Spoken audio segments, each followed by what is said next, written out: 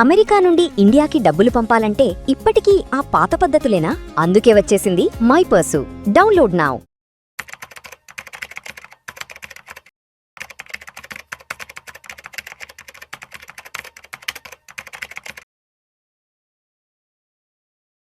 గిరిబాబు గారు నమస్తే సార్. నమస్తే అండి. Welcome to Vishnu talks and welcome to Suman TV.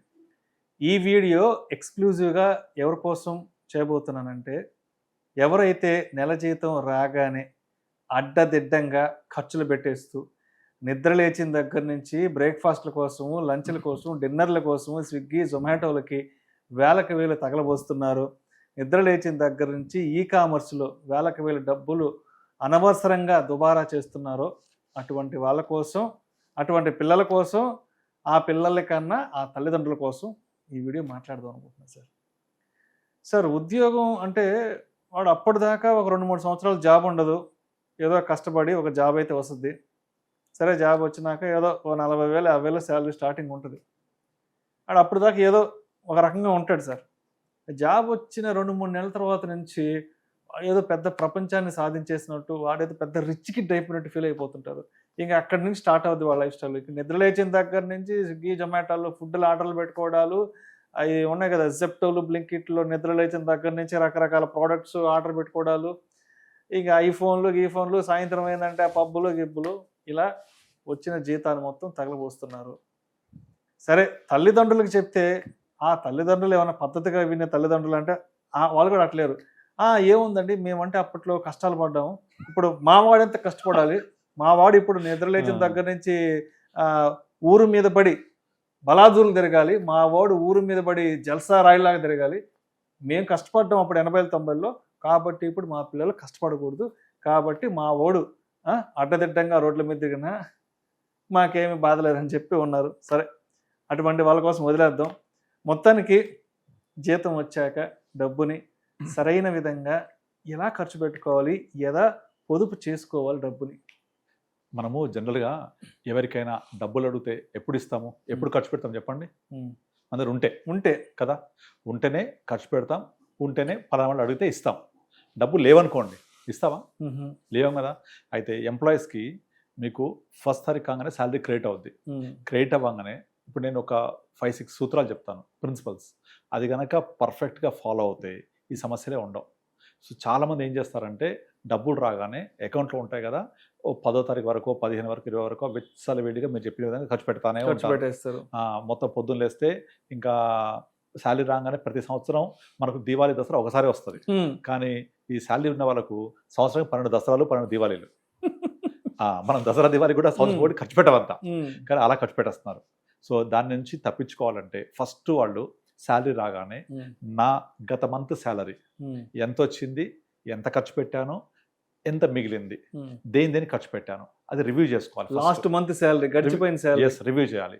Review చేస్తే లాస్ట్ మంత్ శాలరీలో ఎక్కడెక్కడ దుబారా చేశాను నేను, ఎక్కడ అనవసరపు ఖర్చులు పెట్టాను, ఎక్కడెక్కడ నేను అవసరం ఉండేదానికి పెట్టాను, ఇవి కనుక ప్రాపర్గా రాసుకోగలిగితే ఈ మంత్ శాలరీని మళ్ళీ నేను ఎలా ఖర్చు పెట్టాలి అనే ఒక మంచి ప్రణాళిక వేసుకోవడానికి స్కోప్ దొరుకుతుంది. సూపర్. పోయిన మంత్ చేసిన అన్ని దుబారా తీసేస్తే ఆటోమేటిక్గా ఎంత మిగిలేది అర్థమవుద్ది మనకు. ఫస్ట్ స్టెప్ చేయాలి. తర్వాత నెంబర్ 2, మనము ఏవైతే ఇన్సూరెన్స్ పాలసీలు, మంత్లీ కట్టేవి, లేకపోతే క్రెడిట్ కార్డ్ బిల్స్, లేకపోతే ఇంకేదైనా ఈఎంఐ లేదా ఇంటర్నెట్ బిల్లు, ఫోన్ బిల్లు, ఇలాంటి కొన్ని మంత్లీ కట్టేవి కంపల్సరీ మ్యాండేటరీ ఉంటాయి. ఇవన్నీ కూడా ఫస్ట్ తారీఖు రాగానే దానికి కట్టవలసిన అన్ని కట్టేసి మొత్తం అకౌంట్ అంతా క్లీన్ చేసేయాలి. దానివల్ల 2 లాభాలు. ఒకటి, టైంకి కట్టడమే కాకుండా మనము టైంకి కట్టడం వల్ల అధిక వడ్డీలు, పెనాల్టీలు, ఫైన్స్ లాంటివన్నీ పడకుండా సిబిల్ స్కోర్లు అట్లాంటి ఇబ్బంది లేకుండా ఉంటుంది. అది ఈఎంఐ కావచ్చు, లేకపోతే మనం కట్టవలసింది కావచ్చు. ఇప్పుడు కొన్ని కరెంట్ బిల్లు, ఈ బిల్స్ అన్ని ఆటోమేటిక్ పెట్టుకుంటారు చాలా మంది. అలా పెట్టుకోకపోయినా కూడా మనము ప్రతి నెల రివ్యూ చేసుకొని ఈ నెల ఎంత వాడామో, ఇంకేమేమి బిల్స్ అన్ని బిల్స్ క్లియర్ చేసేసేయాలి. Including internet bill, telephone bill, current bill, లేకపోతే ఇంకేమైనా వాచ్మెన్ శాలరీ, మెయిడ్ శాలరీస్, ఇలాంటివి అన్నీ క్లియర్ చేసేయాలి. సెకండ్ స్టెప్, అంటే కొంత డబ్బులు వెళ్ళిపోతాయి. థర్డ్ స్టెప్, నాకు ఎంతైతే ఎమర్జెన్సీ ఫండ్ కావాలి నా జాబ్ లేకపోతే మినిమం 6 months to 12 months ఉండాలి. ఆర్ నీకు శాలరీ వచ్చేదానికి ఇంటూ 12 months ఉండాలి. ఈ 12 monthsకి సరిపడా ఎమర్జెన్సీ ఫండ్ ఉందా లేదా? లేదు అంటే ఈ మంత్ శాలరీ నుంచి ఎంత కొంత నేను కాంట్రిబ్యూట్ చేయాలి దానికి. ఇది ఎక్కడ ఇన్వెస్ట్ చేయాలి? కేవలం లిక్విడ్ ఫండ్స్లో ఇన్వెస్ట్ చేయాలి. ఇది లేదా బ్యాంక్లో, లేదా ఎఫ్డీ రూపంలో, అంటే మన క్లిక్ అయ్యేలాగా జస్ట్ ఒక ఏటీఎం లెవెల్లో ఇట్లా క్లిక్ చేస్తే డబ్బులు వచ్చేయాలి. ఎక్కడ ఎటువంటి మార్కెట్ ఒడిదుడుకులకు దేనికి సంబంధం లేకుండా ఒక లిక్విడ్ ఫండ్ దాంట్లో మనము 12 మంత్స్కి సరిపడే అమౌంట్ ఎంత ఉంది, ఇంకెంత డెఫిసిట్ ఉంది, ఈ మంత్లో ఎంత కంట్రిబ్యూట్ చేయాలి అని దాన్ని కంట్రిబ్యూట్ చేసేసేయాలి. అక్కడికి ఎమర్జెన్సీ ఫండ్ అయిపోయింది. నెక్స్ట్ తర్వాత కొన్ని రకాల మన దీర్ఘకాల ఇన్వెస్ట్మెంట్స్ ఉంటాయి కొన్ని, లైక్ నేను రిటైర్ అయితే నాకు ఇంత కావాలి, రిటైర్మెంట్ ఫండ్, మా పిల్లల ఎడ్యుకేషన్కి ఎంత కావాలి, మా పిల్లల మ్యారేజ్కి ఎంత కావాలి, ఇలాంటివి కొన్ని రకాల ఎక్స్పెండిచర్స్ ఫ్యూచర్లో వచ్చే ఉంటాయి. అలా అన్నిటికంటే ఇంపార్టెంట్ రిటైర్మెంట్ ఫండ్.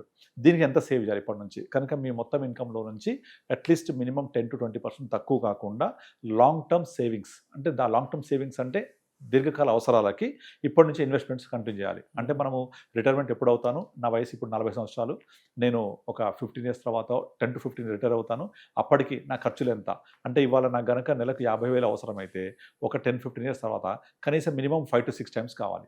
అంటే ఒక 2.5-3 lakhs మినిమం కావాలి. ఆ 3 lakhs రావాలి అంటే నా కార్పస్ ఎంత ఉండాలి, నా కార్పస్ కనీసం 4 to 5 crores ఉండాలి. ఇప్పుడు కార్పస్ ఎంత ఉంది, ఎంత జనరేట్ చేయాలి, దీనికోసం మనము ఎస్ఐపి లాంటిది యాడ్ చేసుకొని దానికి పంపించేసేయాలి. తర్వాత కొన్ని రకాల లోన్స్ ఉంటాయి, పర్సనల్ లోన్స్ తీసుకొని ప్లాట్లు కొంటూ ఉంటారు మహానుభావులు చాలామంది. తర్వాత పర్సనల్ లోన్ తీసుకొని వేరే వేరే ఇన్వెస్ట్ చేస్తూ ఉంటారు, ఎవరికో ఇస్తూ ఉంటారు, చిట్టీలు ఉంటాయి కొంతమంది. వీటన్నిటికీ కూడా ఎక్కువ రేట్ ఆఫ్ ఇంట్రెస్ట్ ఉంటుంది, వీటిని ఫస్ట్ కట్టేసేయాలి. అంటే మన దగ్గర ఎంత మిగులుతా అంత హై రేట్ ఆఫ్ ఇంట్రెస్ట్ ఉండే లోన్స్కి కానీ హై రేట్ ఆఫ్ ఇంట్రెస్ట్ ఉండే లయబిలిటీస్ కానీ ఫస్ట్ కట్టేసేయాలి. ఎందుకంటే హోమ్ లోన్ తక్కువ ఉంటుంది, ఈఎంఐ రూపంలో వెళ్ళిపోతుంది. కానీ మన పర్సనల్ లోన్స్ చాలా హై రేట్ ఆఫ్ ఇంట్రెస్ట్ ఉంటాయి, credit cards bills high rate ఉంటాయి. కానీ వాటన్నిటికీ ఫస్ట్ క్లియర్ చేసేసేయాలి. అట్లా వాటన్నిటికీ క్లియర్ చేసేసేయాలి. క్లియర్ చేసిన తర్వాత రిమైనింగ్ ఏముందో వాటిని మనం ఆ నెల ఖర్చు పెట్టుకోవడానికి ప్లాన్ చేయాలి. అంటే ఫస్ట్ శాలరీ రాగానే రివ్యూ చేయాలి, గత నెల ఏం ఖర్చు అయింది, ఎక్కడ ఖర్చు పెట్టాను, ఏం చేశాను. అది అయిపోయిన తర్వాత ఇమీడియట్లీ ఆ నెల ఖర్చులు ఏమి ఉన్నాయి, బిల్స్ ఏమున్నాయి అన్ని క్లియర్ చేసేయాలి. తర్వాత ఎక్కడెక్కడైతే నా లాంగ్ ఇన్సూరెన్స్ పాలసీలు, హెల్త్ పాలసీలు ఇలాంటివి ఉంటే వాటికి క్లియర్ చేసేయాలి. తర్వాత నా రిటైర్మెంట్ ప్లానింగ్ ఏముంది దానికి పంపించేసేయాలి. తర్వాత నా ఎమర్జెన్సీ ఫండ్ ఎంత ఉంది, ఎంత తక్కువ ఉంది, ఇప్పుడు ఎంత కంట్రిబ్యూట్ చేయాలి, ఇవన్నీ పక్కన పెట్టేసి అన్ని సేవింగ్స్, ఇన్వెస్ట్మెంట్స్, తర్వాత బేసిక్ నెసెసరీ పోయిన తర్వాత రిమైనింగ్ మన వాంట్స్ కోసం, తర్వాత లగ్జరీస్ కోసం ఖర్చు పెట్టుకోవాలి. అంటే ఇలా చేశారనుకోండి, అప్పుడు మీరన్నా స్విగ్గీలు జొమాటోలు పెట్టడానికి ఉండదుగా డబ్బులు ఉంటేనే పెడుతుంటాయి ఖర్చు ఇవన్నీ. కానీ ప్రాపర్గా ప్లాన్ చేసుకొని వీటన్నిటికీ మనం అలొకేట్ చేసుకొని రిమైనింగ్ని కనుక మనం ఖర్చు పెట్టుకుని రెడీగా ఉంటే ఈ డబ్బులు మనం 30 రోజుల పాటు ఖర్చు పెట్టాలి కదా. ఒక డిసిప్లిన్ వస్తుంది తెలియకుండా. ఇప్పుడు ఒక దేశానికి ఆర్థిక ప్రణాళిక, బడ్జెట్ ఎంత ముఖ్యమో మన వ్యక్తిగతంగా కూడా మన బడ్జెట్ అంతే ముఖ్యం.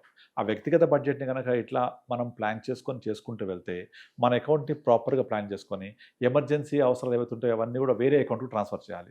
ఎస్ఐపీస్ అన్ని వేరే అకౌంట్ ట్రాన్స్ఫర్ చేయాలి. ఎప్పుడు కూడా నా శాలరీ అకౌంట్కి ఎస్ఐపీ లింక్ చేయొద్దు. ఎందుకంటే శాలరీ అకౌంట్ మనం కంపెనీ మారిన కొద్దీ అకౌంట్ మారిపోద్ది. అండ్ రెండోది ఎస్ఐపీ నేను ఏం చేస్తానంటే అందరికీ డిఫరెంట్ డేట్స్ పెడుతూ ఉంటాము, కనుక అది ఆ డేట్ ప్రకారం వెళ్ళిపోవాలి. సో 1st తారీఖు రాగానే నా ఎస్ఐపీ అమౌంట్ ఎంతో అందులోకి వెళ్ళిపోవాలి. ఎమర్జెన్సీ ఫండ్ ఎఫ్డీలాగా ఉండాలి, దాంట్లోకి వెళ్ళిపోవాలి. ఇట్లా ఎక్కడికక్కడికి బైఫర్కేట్ చేసుకొని 1st తారీఖు నాడు కనుక కూర్చొని ఎవరైతే భార్యాభర్తలు ఇద్దరు కూర్చొని ఈ ఆర్థిక ప్రణాళిక ప్లాన్ చేసుకుంటారో వాళ్ళ లైఫ్ ఎక్సలెంట్గా ఉంటుంది. ఫ్యూచర్ ప్లానింగ్ చేసుకోవచ్చు, అన్ని విధాలుగా వాళ్ళకి ఎటువంటి ఇబ్బందులు లేకుండా. ముఖ్యంగా మనం ఫస్ట్ ఏమింటున్నాం, ఇప్పుడు ఈ ఏఐ రావడం వల్ల జాబ్స్ పోతున్నాయి, లేకపోతే వేరే రీజన్స్ వల్ల, అమెరికాలో పరిస్థితుల వల్ల జాబ్స్ పోతున్నాయి కదా. మరి అలాంటప్పుడు జాబ్ పోతున్న పరిస్థితి ఏంటి, నేను ఎలా సర్వైవ్ కావాలి, వాటన్నిటికీ సమాధానమే మనం చేసుకునే ఆర్థిక ప్రణాళిక. సో గిరిబాబు గారు, అంటే నేను ఇందాక ఫస్ట్ ఇంట్రోలో చెప్పినట్టు ఈ మధ్య కాలంలో చాలామంది పేరెంట్స్ ఎలా తయారయ్యారంటే, అరే మీ అమ్మాయి అనవసరంగా దుబారా ఖర్చులు పెట్టేస్తుందండి, మీ అబ్బాయి అనవసరంగా డబ్బంతా ఖర్చులు తగలబోస్తున్నాడు అని చెప్తే, ఏమనండి మేమంటే అప్పట్లో కష్టపడ్డాము, ఇప్పుడు మా పిల్లలు అసలు ఏమాత్రం కష్టపడడానికి లేదు, కాబట్టి మా పిల్లలు హ్యాపీగా ఖర్చు పెట్టుకోవాలి, మా పిల్లలు హ్యాపీగా రోడ్ల మీద పడి తిరగాలి, దొరలాలంటూ కూడా పేరెంట్స్ చెప్తున్నారు. కాబట్టి ఈ ఎంతవరకు కరెక్ట్ అంటారు? ఎందుకంటే పిల్లల ఖర్చుల్ని అదుపు చేయడం అనేది తల్లిదండ్రుల బాధ్యత, కానీ తల్లిదండ్రులే అలాంటి బాధ్యతను మర్చిపోయి పిల్లల్ని ఈ విధంగా పక్కదోవ పట్టేలా ఆల్మోస్ట్ అందరు తల్లిదండ్రులు చేస్తున్నారు. కానీ నిజంగా అలా ఎవరైనా చెప్తారనేది అనుకోవట్లేదు. అలా చెప్తే అంతకుమించిన దౌర్భాగ్యం ఇంకోటి ఉండదు. ఎప్పుడు ఏదైనా అలా చెప్పకూడదు, చెప్పరు కూడా నా దృష్టిలో. ఇక అలా చెప్పారు అంటే వాళ్ళ గురించి మనం మాట్లాడుకోవడమే మంచిది. సో నార్మల్గా ప్రతి ఒక్కళ్ళు పిల్లలకి వాళ్ళ యొక్క ఆర్థిక ప్రణాళిక గురించి, ఫైనాన్షియల్ డిసిప్లిన్ గురించి నేర్పించాలి. నా దగ్గరికి నేను ఒక ఫ్యామిలీ వచ్చారు ఫైనాన్షియల్ కౌన్సిలింగ్ కోసం. వాళ్ళ డాటర్ వచ్చేసి మెడిసిన్ చదువుతోంది జార్జియాలో, వాళ్ళ అబ్బాయి జాబ్ లేదు, AAA అయిపోయింది, 3 years అవుతుంది. వాళ్ళ ఫాదర్కి 2 lakhs దాకా శాలరీ. ఆ అబ్బాయి ఏం చేస్తున్నాడంటే ఫాదర్ శాలరీ తీసుకొని ఇంకా ట్రేడింగ్ మొదలు పెట్టాడు. ఆల్రెడీ 5 lakhs పోగొట్టేశాడు, పోయినాయి. ఇప్పుడు ఏం చేశాడు, నేను ఒక ట్రైనింగ్ నేర్చుకున్నా, కోర్స్ నేర్చుకున్నా అని చెప్పేసి F&O స్టార్ట్ చేశాడు. F&Oలో సెల్లింగ్ స్టార్ట్ చేశాడు, ఆప్షన్ సెల్లింగ్ చేసిన తర్వాత డబ్బులు వస్తున్నాయని చెప్పాడు. నేను చెప్పాను ఎంత పెట్టావు, ఎంత ఉంది అంటే ఆల్మోస్ట్ 5.5 lakh గాన్. అది పోయినాయి చెప్పట్లేదు, నేను 1,00,000 పెడితే 1,30,000 అని చెప్తున్నాడు. పోయినాయి అంటే అప్పటికి పోయినాయి, అయిపోయింది, మళ్ళీ ఫ్రెష్గా స్టార్ట్ అయినాయి. దీని మీద చెప్తున్నాడు, ఫ్రెష్గా స్టార్ట్ కాదు మొత్తం చెప్పు అంటే అప్పుడు చెప్తున్నాడు, నేను అసలు స్టార్ట్ అయిన దగ్గర నుంచి ఒక 5 లక్షల పైగా పోగొట్టేశాను, ఇప్పుడు నడుస్తుంది. మరి నీ జాబ్ ఏంటి అంటే జాబ్ లేదు. ఏం చేసామంటే ట్రిపుల్ చేశాను. మరి అలా జాబ్ లేకుండా ఇంట్లో కూర్చుంటే ఇలాంటి పనులే చేస్తాం మనం. ఎప్పుడైనా సరే స్టాక్ మార్కెట్ అనేది ఒక అతిపెద్ద సంపద సృష్టించే ఒక యంత్రాంగం, అది సంపద సృష్టించే అవకాశం, అది వ్యవస్థ, సంపద సృష్టి వ్యవస్థ. దాంట్లోకెళ్ళి సంపద సృష్టించుకోకుండా ఇలా మీరు ట్రేడింగ్ తోటి మీరు గనక ట్రేడింగ్ చేశారంటే డబ్బులు పోవడం తథ్యం. రోడ్డున పడడం తథ్యం. రోడ్డున పడడం నిద్రలే చిన్న చూడట్లేదు. అబ్బాయిని అడిగాను, నువ్వు ఎలా చేస్తున్నావు అంటే నేను డిమాండ్ సప్లై ఫాలో అవుతా అంటాడు. బాబు నువ్వు ఎంత ట్రేడింగ్ చేసినా కూడా ఒక 10 ట్రేడింగ్స్లో 3-4 ట్రేడ్స్ పాజిటివ్ ఉంటాయి, ఒక 3-4 ఫ్లాట్గా ఉంటాయి. 2 ట్రేడ్స్ చాలు, మొత్తం డబ్బులు ఉడుచుకుపోతాయి. సో అదొక అత్యంత సంపద సృష్టించే వ్యవస్థ. ఆ దాంట్లోకి వెళ్ళి నువ్వు ఎంత కాలం అయితే ఇన్వెస్ట్ చేసి మంచి కంపెనీస్లో వెయిట్ చేస్తావో అంతకంటే ఎక్కువ సంపద సృష్టించబడుతుంది. ఇప్పుడు మనం చూసే ప్రపంచ కుబేరులు కానివ్వండి, రీసెంట్గా ఎలాన్ మస్క్ ఆయన పోర్ట్ఫోలియో ఎక్కడికి వెళ్ళిపోయింది, ఓవర్ నైట్ $1 trillion దాటిపోయింది. ఎలా వచ్చింది అదంతా? ఓవర్ నైట్ అతని కంపెనీ లిస్ట్ అవ్వడం వల్ల, మార్కెట్ వాల్యూషన్ పెరగడం వల్ల. మనం కూడా ఇన్వెస్ట్ చేసి నీ గోల్ కోసం వెయిట్ చేయి. ఇప్పుడు ఎందుకు చేస్తున్నావు ఇట్లా అంటే జాబ్ లేకపోవడం వల్ల. First you invest on your self. నువ్వు జాబ్ లేదని భయపడడం కాదు, జాబ్ లేదని ఇబ్బంది పడడం కాదు. ఫస్ట్ నువ్వు నీ స్కిల్ ప్రకారంగా జాబ్ తెచ్చుకొని నువ్వు అందులో ఎంగేజ్ అయ్యి నీ మీద నువ్వు ఇన్వెస్ట్ చేసుకొని నువ్వు స్కిల్ పెంచుకొని జాబ్ చేసి వచ్చిన డబ్బుల్ని ఇన్వెస్ట్ చేసి నీ భవిష్యత్ ప్రణాళిక కోసం వాడుకో. ఫాదర్ లాగా నీకు పెన్షన్ రాదు, గవర్నమెంట్ జాబ్ కాదు కనుక నీ వయసు 24 years, ఒక 45 వరకల్లా ఒక ఫైనాన్షియల్ ఇండిపెండెన్స్ తెచ్చుకోవాలి. సో అవన్నీ చేస్తూ ఉంటే ఇన్వెస్ట్మెంట్ అనేది, స్టాక్ మార్కెట్ అనేది నీ యొక్క సేవింగ్స్కి ఒక మంచి మార్గం అది. కానీ దాంట్లోకి వెళ్ళి సేవింగ్స్ చేయకుండా ట్రేడింగ్ చేస్తే చాలా దారుణంగా పరిస్థితులు ఉంటాయని గట్టిగా క్లాస్ ఇచ్చాను నేను. సో అతను చూద్దాం మారుతాడో లేదు. సో అట్లా కనుక మనం ప్రాపర్గా ప్లాన్ చేసుకొని ఇన్వెస్ట్ చేసుకుంటే మన లైఫ్ కూడా చాలా ఎక్సలెంట్గా ఉంటుంది, ఒక మంచి సంపద సృష్టించుకోవచ్చు. ఇది ఎక్కడ కూడా సాధ్యం కాదు except stock market. Right sir, thank you sir, thank you so much Giribabu గారు. థ్యాంక్ యూ అండి. జీతం వచ్చిన వెంటనే ఎలాంటి పనులు చేస్తే మనం సరైన విధంగా మన ఖర్చుల్ని, అదేవిధంగా మన పెట్టుబడుల్ని, మన సేవింగ్స్ని ఏ విధంగా చక్కగా మేనేజ్ చేసుకోవచ్చు అన్నదాన్ని చక్కగా తెలియజేసి thank you so much sir. Thank you అండి.